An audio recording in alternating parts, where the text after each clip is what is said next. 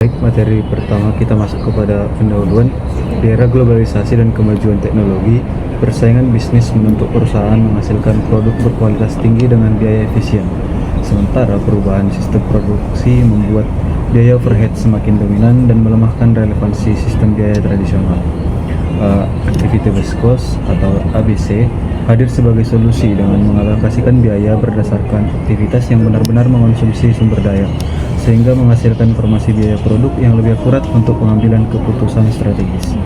Pada saat yang sama, perusahaan juga menerapkan metode just in time atau JIT untuk meminimalkan persediaan, menghilangkan aktivitas non-value added, mempercepat proses, meningkatkan kualitas, dan penerapan JIT kemudian memengaruhi sistem akuntansi biaya dengan mendorong penggunaan backless costing yang menyederhanakan pencatatan melalui perhitungan biaya tiap periode berdasarkan persediaan fisik.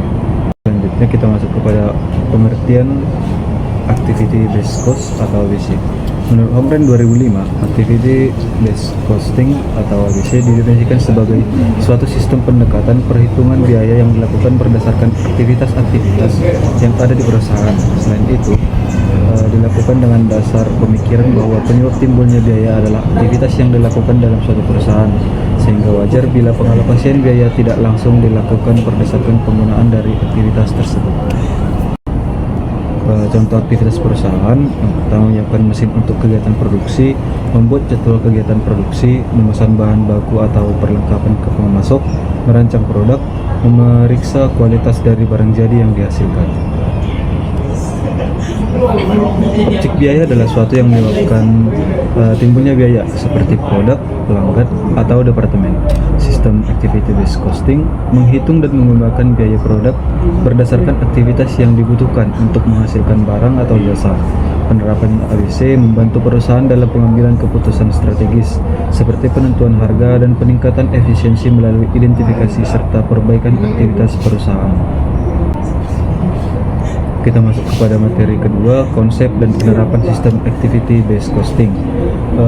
Adapun perbedaan aktivitas based costing dengan aktivitas akuntansi biaya tradisional, kategori fokus akuntansi biaya tradisional fokus pada produk, sementara ABC fokus pada aktivitas. Pada kategori lingkup, aktivitas biaya tradisional fokus pada biaya produksi, sementara sistem ABC pada seluruh biaya. Pada pengguna atau user, aktivitas based tradisional fokus pada manajemen puncak, sementara sistem ABC manajemen dan karyawan. Dan pada kategori teknologi, aktivitas akuntansi biaya tradisional fokus dilakukan secara manual, sementara sistem ABC dilakukan dengan teknologi informasi. Dan kategori terakhir, pemanfaatan akuntansi biaya tradisional digunakan oleh inventory costing dan cost control, sementara sistem ABC digunakan oleh cost reduction dan accurate product costing. Selanjutnya, langkah-langkah peningkatan ABC. Ada dua tahap. Tahap pertama yaitu identifikasi. Langkah pertama identifikasi aktivitas utama, dan langkah kedua mengelompokkan biaya aktivitas ke dalam cost pool. Tahap kedua atau langkah ketiga, identifikasi pemicu biaya cost driver, dan langkah keempat menghubungkan biaya produk menggunakan cost driver. Proses penentuan biaya produksi dan aktivitas based costing atau ABC. Yang pertama, pembebanan biaya langsung. Biaya langsung atau bahan baku dan tenaga kerja langsung dibebankan langsung ke masing-masing produk seperti dalam metode tradisional. Sementara pembebanan biaya tidak langsung dibagi atas dua. Yang pertama, menentukan pengelompokan tempat biaya atau cost pool untuk masing-masing kelompok biaya. Yang kedua, menentukan tarif biaya produksi tidak langsung dengan dasar aktivitas yang memengaruhi biaya tersebut dalam hubungannya dengan unit produksi. Tingkat atau level biaya dalam metode ABC. Yang pertama, tingkat biaya unit atau unit level. Biaya berubah sesuai jumlah unit yang diproduksi, bersifat variabel. Contohnya, biaya listrik per unit, biaya inspeksi per unit. Dasar pembebanannya jam kerja langsung, jam mesin, unit produksi. Yang kedua, tingkat biaya batch atau proses batch level. Biaya muncul setiap kali memproses satu batch. Contohnya, biaya setup, penanganan material.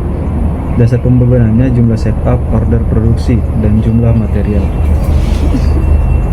Yang ketiga, tingkatan biaya untuk mempertahankan produk atau product level. Biaya untuk mengembangkan dan mempertahankan produk. Contohnya desain produk, rekayasa produk, fasilitas khusus produk. Dasar pengembangannya disesuaikan aktivitas terkait tiap produk, misalnya jumlah perubahan desain. Yang keempat, tingkat biaya fasilitas atau facilities level. Biaya untuk mempertahankan fasilitas perusahaan secara keseluruhan, contohnya penyusunan gedung, PBB, sewa, dan keamanan. Dasar pembebanannya luas lantai atau basis lain yang bersifat arbitrer. Tempat biaya atau kospol dalam ABC. Yang pertama, tempat biaya mesin. Elemen biayanya pemeliharaan depresiasi mesin, listrik, pelumas, dan suku cadang. Pembebanannya dikumpulkan dalam kospol mesin dan dihitung tarif per jam mesin. Kedua, tempat biaya persiapan. Elemen biayanya aktivitas setup dan persiapan produksi. Pembebanannya berdasarkan frekuensi atau waktu setup. Ketiga, tempat biaya teknik. Elemen biayanya gaji teknisi, alat habis pakai, software, depresiasi peralatan teknik. Pembebanannya sesuai aktivitas teknik terkait produk. Dan yang keempat, tempat biaya fasilitas. Elemen biayanya penyusutan gudang, pajak, pemeliharaan, asuransi, dan keamanan. Pembebanannya menggunakan jam kerja atau dasar umum lainnya. Oke, selanjutnya kita masuk pada materi just in time atau JIT. Nah, konsep dasar JIT ini, JIT merupakan filosofi manajemen yang memastikan aktivitas dilakukan tepat saat dibutuhkan.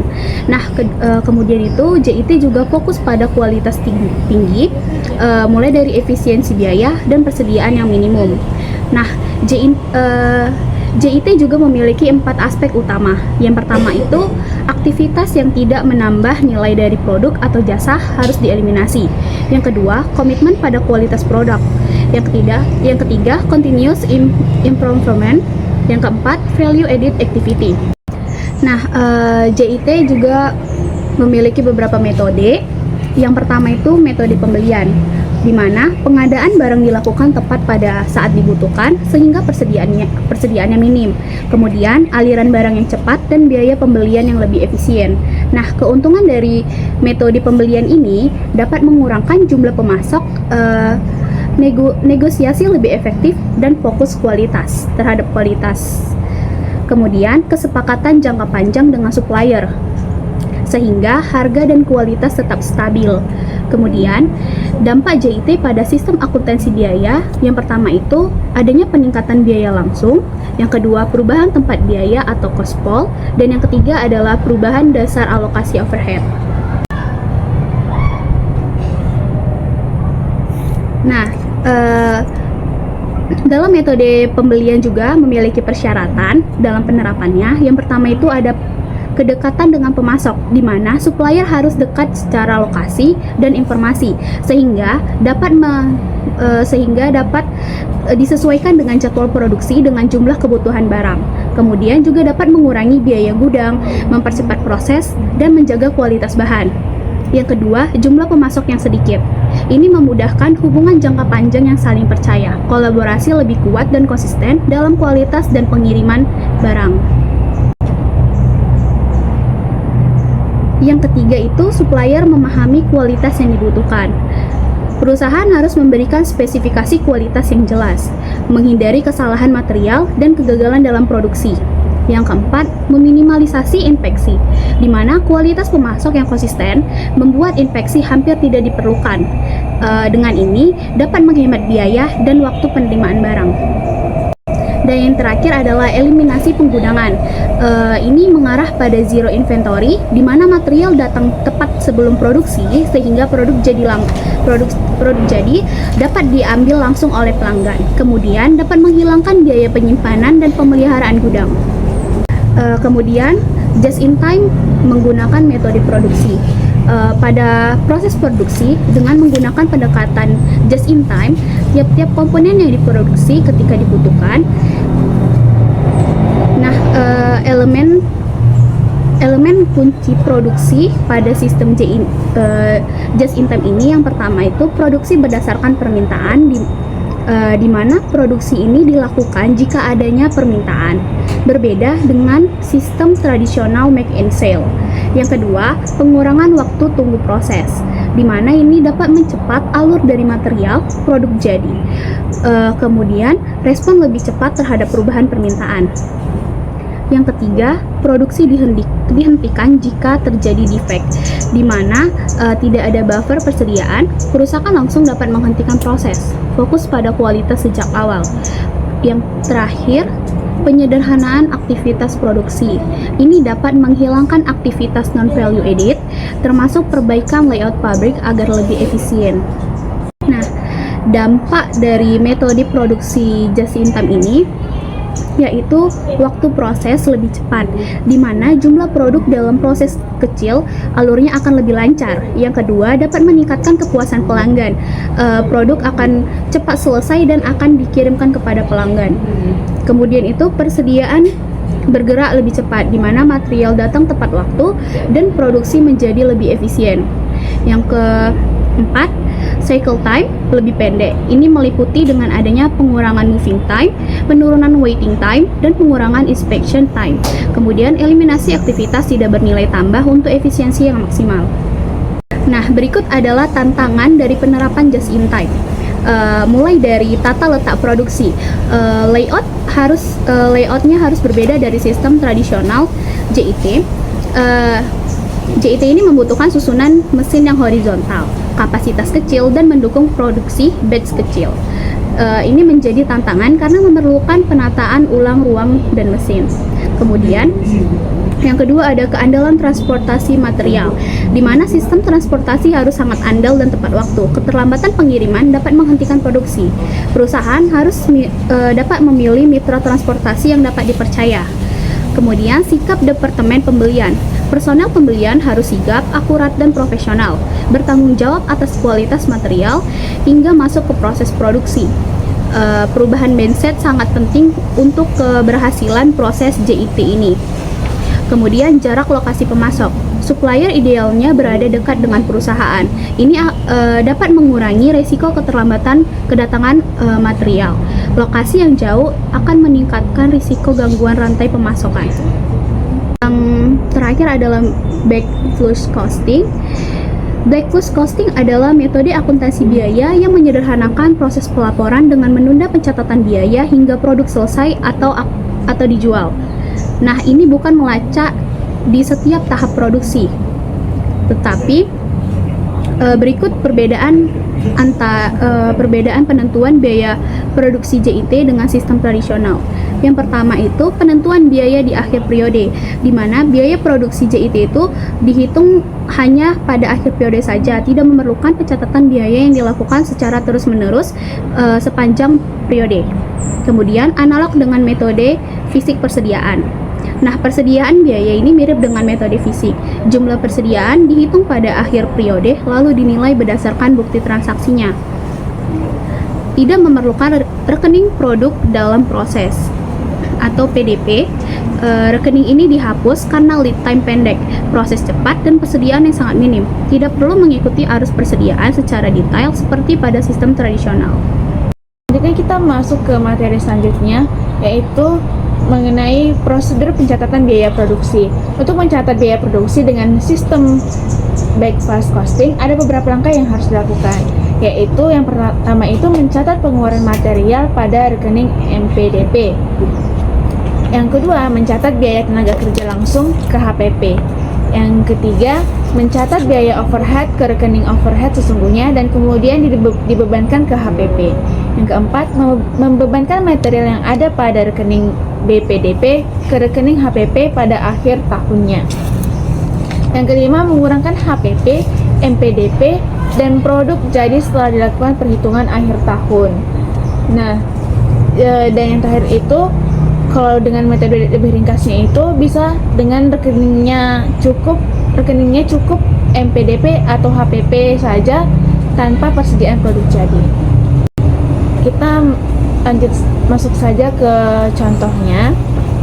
Contohnya itu Bisa kita lihat di sini pada tanggal 1 Juli 2011 terdapat saldo MPDP itu sebesar 160.000 dengan pembagian material sebesar 150.500 dan konversinya itu 9.500. Saldo produk jadinya sebesar 980.000 dengan materialnya itu 520.000 dan konversinya itu 460.000. Dan saldo material pembantu itu sebesar 130.000. Dan pada tanggal 31 Desember 2011 terdapat saldo MPDP sebesar 140.000 dengan material sebesar 132.000 dan konversinya sebesar 8.000. Dan saldo produk jadi atau PJ itu sebesar 920.000 dengan material 470.000 dan konversi 450.000.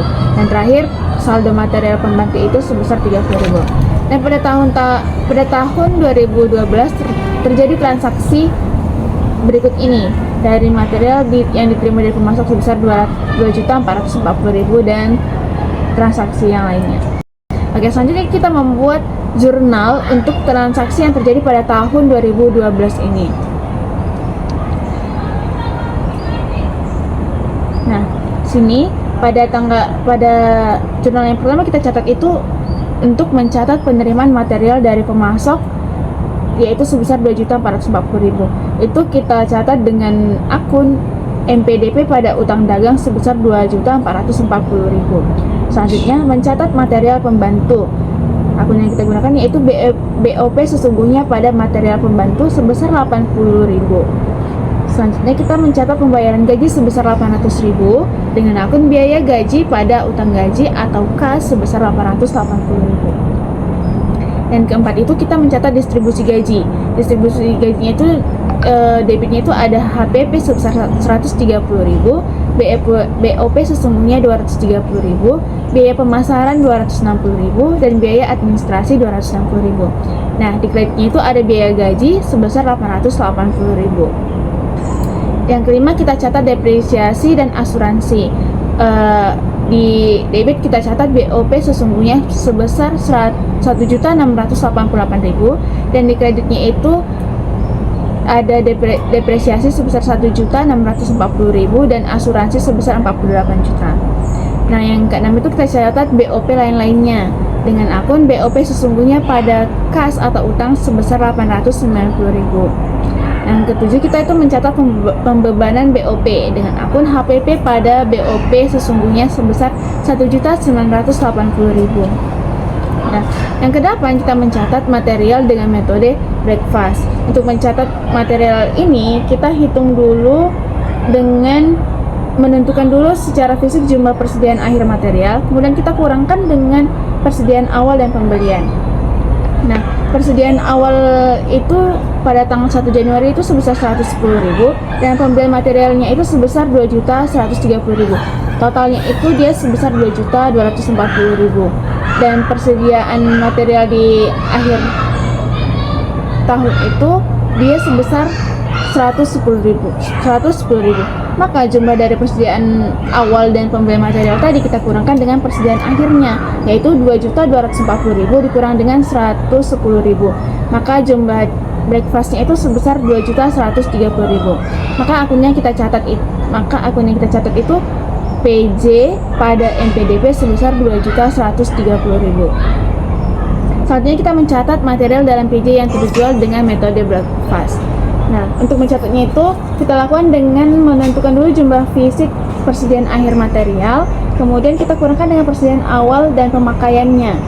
Persediaan awalnya itu sebesar 440.000 dan pemindahan dari MPDP sebesar 2.130.000. Maka jumlahnya itu sebesar 2.570.000. Untuk persediaan material di PJ di akhir tahun itu dia sebesar 400.000 kan. Maka untuk menghitung jumlah breakfastnya kita kurangkan jumlah dari persediaan awal tadi dengan pemindahan dari MPDP yaitu sebesar 2.570.000 dikurang dengan persediaan akhirnya 400.000. Maka didapat jumlah di breakfast itu 2.170.000. Maka akun yang kita catat itu adalah HPP pada PJ sebesar 2.170.000. Yang ke-10 itu kita mencatat pengakuan saldo akhir persediaan. Nah, kita catatnya itu dengan akun di debit itu MPDP sebesar 3.400 dan PJ sebesar 13.000, dan untuk kreditnya itu HPP sebesar 16.400. MPDP 3.400 itu didapatkan dari selisih biaya konversi yang menempel pada MPDP selama satu periode yang naik dari 4.500 menjadi 7.900, dan PJ itu 13.000 didapatkan dari selisih biaya konversi yang menempel pada produk jadi selama satu periode dari 430.000 dia naik menjadi 443.000. Itu dimasukkan ke PJ-nya, dan HPP-nya itu jumlah dari MPDP dan juga PJ. Nah, tapi terdapat perbedaan pada pencatatan jurnalnya jika pelanggan langsung mengambil pesanan atau pembeliannya, di mana perusahaan itu nggak perlu lagi